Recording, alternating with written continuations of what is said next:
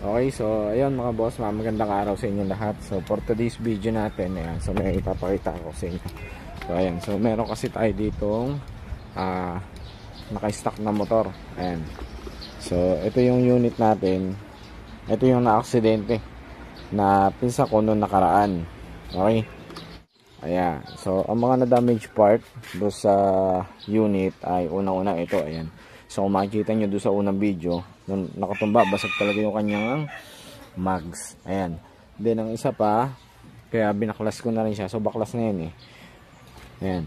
So kung tinatanong nyo kung kamusta naman yung driver, so okay naman yung driver. So siya na nga yung nagbaklas nito kung ating yung kanyang motor na dala-dala yung siya na aksidente.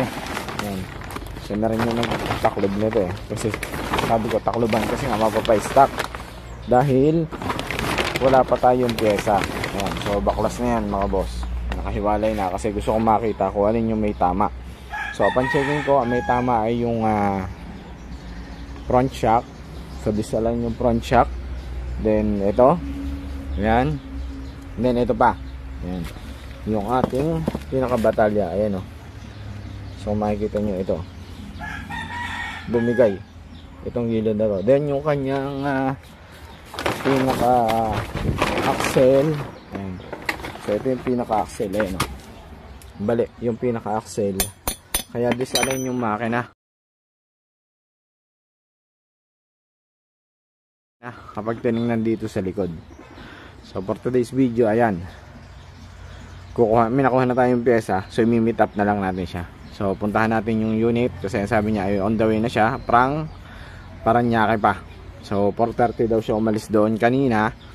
At ayun, pupuntahan natin yun para kunin natin yung kanyang pyesa. Okay?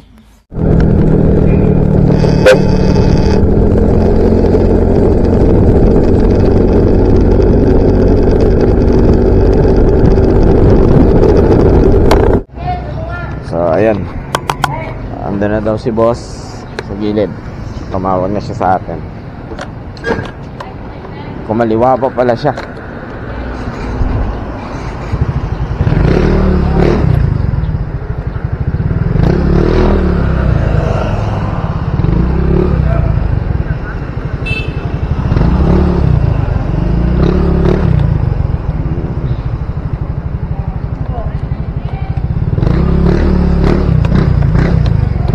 Nakakas kayo malis doon? 4:30. Ang bilis nyo din ah. Ang bilis nyo din. Pinasingaw ko lang para medyo mag-angga. Nakakalaw sa'yo? Oo, wala. Ah? Wala, hindi pwede sa harap dun. Pinasingaw ko lang dahil ano. Sige, huwag mo na buksan. Ako na yan. Pwede ko lang basta yung lagyan na kayo. Oo, ako na yan. Hindi mo naman dadalhin dito kung may damage yan. Oo. Ilagyan na lang sir, kunin ko lang. Alin? Ay, ilagyan na lang. Sige, sige. Okay. Pwede naman, pasok naman yan sa yung box. Ngayon, buti sakto. Ito, makapal pa naman. Ito, medyo hindi na rin. Yung unit kasi na lalagyan ko niya na aksidente yun. Ano, basag yung ano niya? Basag talaga yung mags. Kaya tumabing ito. Oo. Yung ano niya, chassis, wala naman tama. Maintindihan mo mamaya pagka kinabit ko yan. Ayun. Bossing, may bariya ba dyan? Camera. So ayan mga bossing, andito na tayo sa bahay at nakuha na natin yung pyesa galing kay sir. Ayan. So ito yung dalawang mags. Ayan, so parehas naman sila. Ayan. So dalawa to. Ang maganda, kasama na rin yung pinaka disc. Kasi yung disc ng unit na to ay tangos na tangos na din. Then ito yung isa sa pinaka importante. Ayan. So kaysa ipamamasin shop ko to, ayan. So buti na lang meron pa siya naka-stock na swing arm. Ayan. Makikita nyo yung diferensya, di ba? Ayan o. Ito. Tuwid na tuwid to. Ngayon o, bumali. Ayan o. Ayan. So ito yung naging diferensya niya, kaya siya ay tagilid. So ngayon, bubuoy na natin, sasalpak na natin to para mautay-utay natin yung mga pyesa na kailangan palitan. So ayan, at ikabit na nga natin yung ating bagong mugs na nakuha natin sa online. Second hand nga lang siya, pero ayan, okay pa naman, napakaganda pa. So may kasama na rin siyang gulong. Ayan, makapal pa yung kanyang gulong.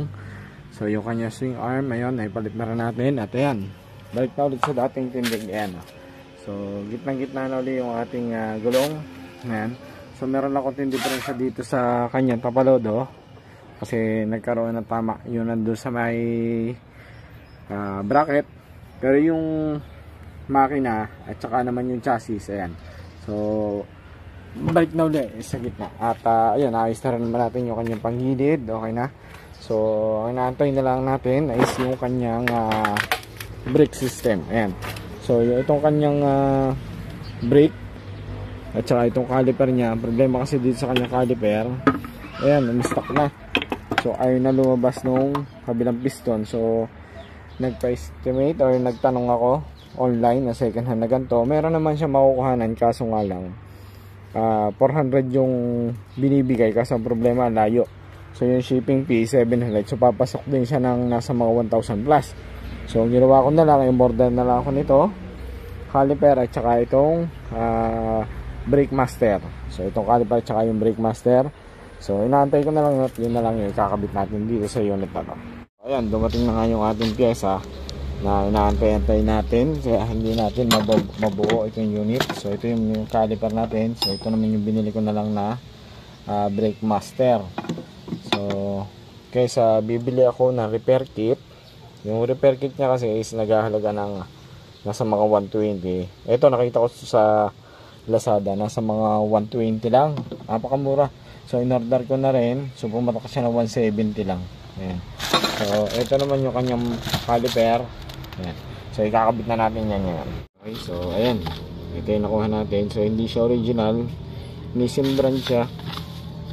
In-order natin dito sa TikTok, pang Rusigala 125. Ayan.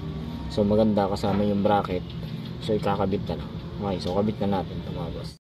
Okay mga boss, so ayan, ito na yung inaayos nating accident unit dito sa bahay. So kompleto na yung parts nya. So una natin pinalitan yung ating mugs na nabasag. Ayan, okay na yan. Then yung kanyang pinakabatalya. So palit na rin yung kanyang pinakabatalya dahil yung kanyang batalya ay may tama. And ayun, sinabay na rin natin yung kanyang panggilid. So dati ay hindi siya nakikik. So ngayon, ayan, nakikik na natin. So check natin kung mag-i-start na siya ng gamit yung kick, kasi dati ayaw niya mag-start gamit yung kick kasi sobrang stuck yung kanyang kick. Ayan. So start na siya. At yung kanyang caliper, ayan, ay kabit na rin natin yung kanyang caliper. So yung hose yung pa rin yung ginamit natin.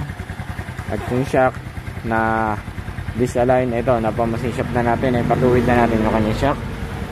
So ito naman yung ating wala kasi tayong makuhanan ng standard. So ganito na lang yung ginawa natin. So may gas-gas na rin naman ito kasi part na to. Ginawa ko, binutas ko na lang para magkasya itong kanyang brake master. Okay. So all good so tayo para dito sa unit na to. Ayan. Okay mga boss.